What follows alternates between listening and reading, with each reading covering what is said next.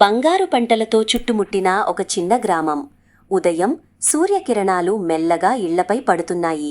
పక్షుల కిలకిల రావాలతో గ్రామం మెల్లగా మేల్కొంటోంది.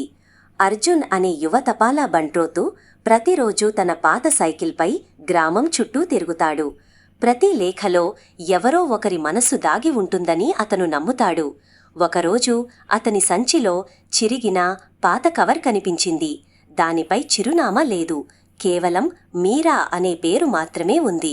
అర్జున్ గ్రామంలో అందరినీ అడిగాడు, కాని ఎవరూ మీరా గురించి తెలియదన్నారు. ప్రశ్నలకు నిశ్శబ్దమే సమాధానం.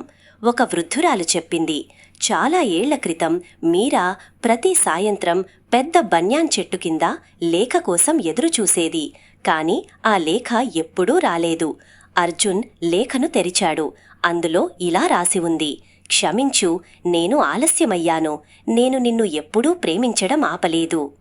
ఆ లేఖ 30 సంవత్సరాల క్రితం రాసినది. అర్జున్ ఆ లేఖను బన్యాన్ చెట్టు వేరుల దగ్గర ఉంచాడు. ఆలస్యమైన ప్రేమకైనా ఒక గౌరవం కావాలి అని అతను భావించాడు. ఆ రోజు నుండి ప్రతి లేఖను అర్జున్ మరింత జాగ్రత్తగా పంపించేవాడు. ఎందుకంటే కొన్ని మాటలు జీవితాన్ని మార్చగలవు.